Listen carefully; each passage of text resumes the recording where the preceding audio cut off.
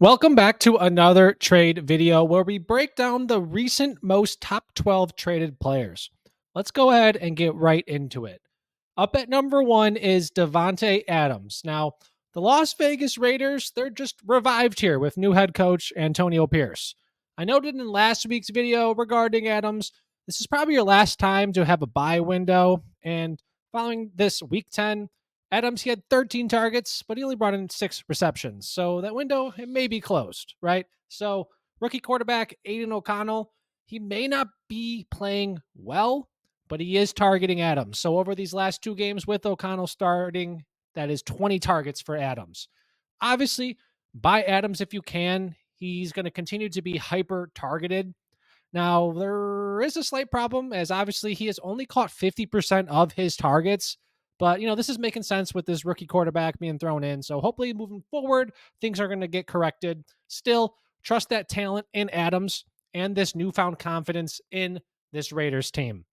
Now, if you are liking this video, please drop a like and subscribe to the channel here for more content. Moving on here to the second most traded player, it is Tony Pollard. Now, Pollard, he's just been underwhelming this season. I mentioned this in our Week 11 roundup over at footballguys.com. Over that last 6 games here, he has only one game over 10 points. Now, if you know someone is a believer, it may be time here to sell. I also mentioned in last week's video here on the YouTube how Pollard, he had an equally slow start to just last year in 2022. And he finished strong here to end the season where he actually ended up being an RB1. Now, it just may not be looking like that's going to happen here in 2023.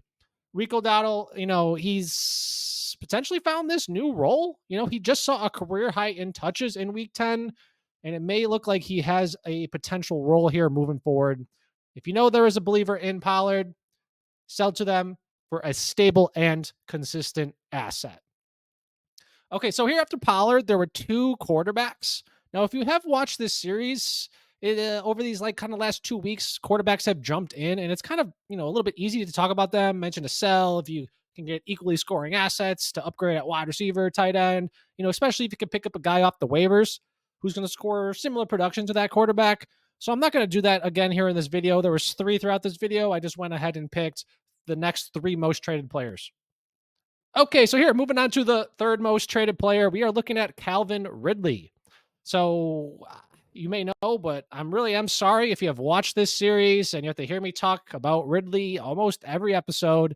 You may know what is going to come here and what I'm going to say. He's not consistent. He's like Amari Cooper, meaning there's going to be those big games, but more often than not, you're just going to get a modest game. So Ridley, he has only finished as a wide receiver 1 only twice so far on the season. That's 2 weeks, right? So those other 7 weeks Ridley has played, he has an average finish of wide receiver 60.6. So yeah, sell Ridley to, I guess, someone who believes and needs that wide receiver help. Get that stable, get that consistent asset back that you're confident will provide you with that weekly fantasy production. Fourth most traded player here as we move on is Chris Olave. So, if you have been watching this series, especially over the last handful amount of weeks, opposite of Ridley, I have noted Olave being a buy every time. Nothing is changed, still buy him. So looking recently, he has back-to-back weeks with a touchdown. So that buy window might be closed with that price going up. So previously, Olave, he's been consistently used as a deep threat, and this was a potential reasoning for lack of fantasy points, as he has not had a game over 100 yards since week 3. But now recently, back-to-back weeks, he has 6 receptions in each week and a touchdown in each game. When we look at that, his last touchdown was in week 5. So this is also reasoning why Olave's season end finish is lower than what it could be if he scored those touchdowns. So there's reasonings why Olave's that season end finish is lacking. He's currently only wide receiver 19, despite being 9th in the NFL in targets among wide receivers and 10th in the NFL overall. There may be a little wiggle room to buy Olave. However, that recency bias, it may make it hard as he has averaged 19 points over the last 2 weeks. Moving on to the fifth most traded player. I guess it's a wide receiver trend here. DK Metcalf. Now, we all know the Seattle offense, they added Jackson Smith and Higba, and it seems, they're just spreading that ball around. All three wide receivers, including Tyler Lockett, they have over 45 targets. And recently, it seems the rookie has started to get acclimated to this offense. Now, this kind of results in like this interesting scenario here for Metcalf. Like he has yet to have a weekly finish as a wide receiver one, and he has only two finishes as a wide receiver two. Yet, I would potentially still buy Metcalf if that price is right. So he is coming off this 7 reception game, which may make it hard, all this recency bias that's going on, but that season end finish may give you that little bit of wiggle room. So looking at this, despite any lack of that wide receiver one or wide receiver two finish, Metcalf, he still has over 10 points in 88% of games. Now, this may not be exciting to the league mate who drafted him, as they probably expected more. But if that price is right and you can pretty much expect 10 points, that's a good flex play, wide receiver 3 play. So it'd be a great buy if that price is right. Moving on to the sixth most traded player, a running back here, James Cook. Now, we all know, he got benched after that week 10 fumble. And the last time Cook fumbled was his first career game with his first career touch. And if we know in week 10, he also fumbled twice, but that one got like stripped and it bounced up right to him. So he got kind of lucky there. And when we look at Cook in general, he was hyped up before this fantasy season, but he only has 60% of games over 10 points so far. Your league mate may be a little disappointed here. But Buffalo, they have made changes. They just fired that offensive coordinator. So, maybe they'll look to have this fresh start here to finish the season. It's going to be an interesting situation moving forward. No idea why he was benched after just a single fumble, especially when you have a quarterback who's throwing interceptions. We look at other wide receivers who have fumbled multiple times. I don't know what's going on here, but I guess this could be a buy. This could be a sell. If anyone is expecting a huge return, I'm not going to do that. However, Cook, he could be a great depth and flex option to your team here as we move into the playoffs. Here we go with number 7, Javonte Williams, the 7th most traded player. Now, if you have watched over these last handful amount of weeks, you would have heard about me telling you to buy Williams. It's just, I'm not even sure you can here. He's just locked in with his true workhorse load, and it's just wheels up here for the rest of the season. Sure, you could sell him if you have depth at running back and maybe you need that wide receiver upgrade. I get that. I'm just not sure you would want to trade and not ride out a 20-plus touch running back who is also getting consistent receiving work. When we look at these last 3 games, especially when they have come off the bye and Williams is getting acclimated to the NFL game after his ACL tear, the last 3 straight weeks, he has at least 3 receptions. Now in PPR, that's going to be great for you.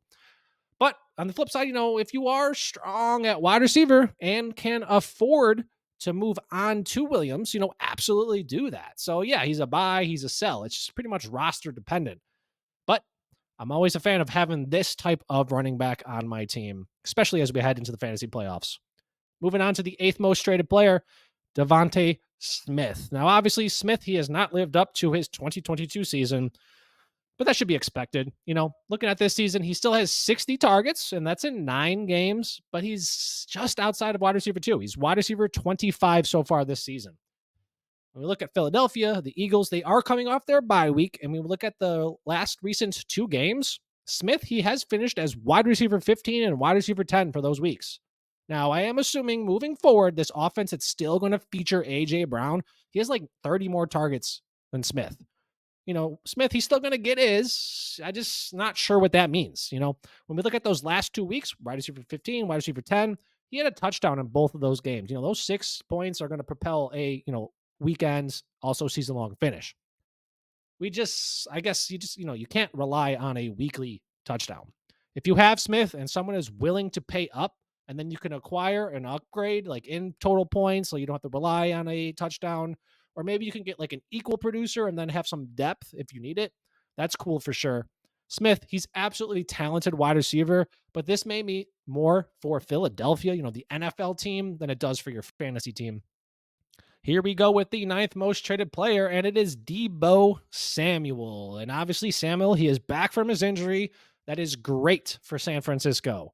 Now, first game back, he only had 4 targets.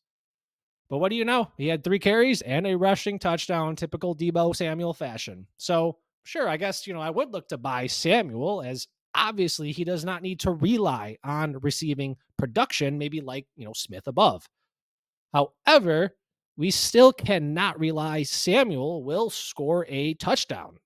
When we look at this last game, his first game back, touchdown on the ground, he would have only had 4 receptions for 30 yards and 3 rushes for 29 yards. In PPR, fantasy redraft leagues, that's still essentially 4 receptions for only 59 yards. Those 3 rushes don't count for a point like it would for a reception.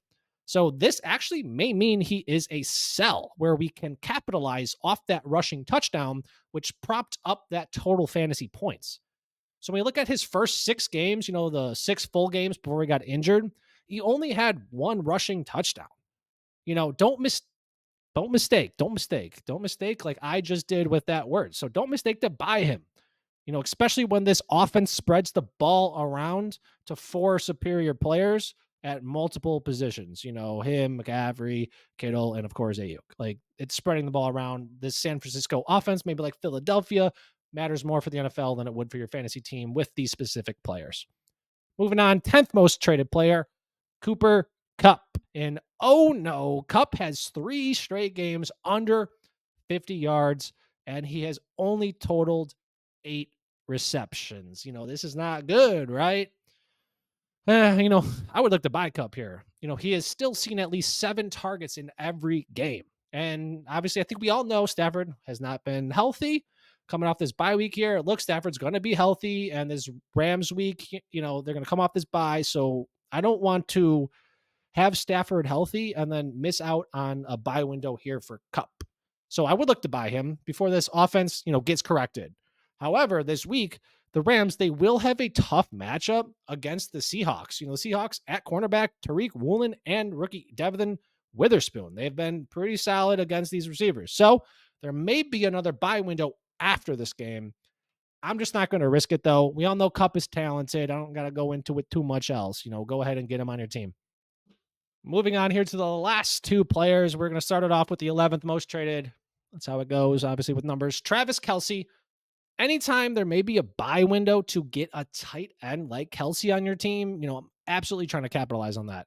Over these last 2 weeks, we talk about recency bias above. He only has 72 yards. And obviously, I don't want to make the jokes, but Taylor Swift has not been in attendance. Okay. Obviously, players are going to have some down weeks. He did so in 2022, 2021. It happens. But this is where we can look to capitalize just that if we can. Kansas City, they're coming off their bye week. They're going to play Philadelphia, which is a favorable matchup versus tight ends. I think they're like the 13th best matchup. So that's pretty solid, especially when you have Travis Kelce. Now, this offense is going to look to get back on track. Coming off this bye, I'm sure Andy Reid understands just that. Phenomenal coach, phenomenal play caller. He's going to look to get that ball into his best receiving playmaker's hands. That's Kelce. Go ahead and get him on your team before this price goes up. Ending with the 12th most after those 3 quarterbacks. I wanted you guys a fun service here. 12th most recently traded player, Kareem Hunt. And I mean, man, like Hunt, he just cannot stop scoring a touchdown. That is 6 straight weeks now with a touchdown. I think I said in last week's video to sell Hunt. And as I said earlier in this video, we just cannot rely on touchdowns. But maybe we can with Hunt, I guess. I can't. I still would like to sell Hunt. He is only averaging 11 opportunities, targets and carries per game over those 6 games. And he has maxed out at 55 rushing yards. I just do not believe Hunt will score a touchdown in every single game, which props up that end finish with those 6 points. Capitalize on that if you can. Thank you for watching today's video. If you did enjoy the content, please drop a like, subscribe to the channel, and catch us every day for fun fantasy content. We'll catch you next week for this trade video.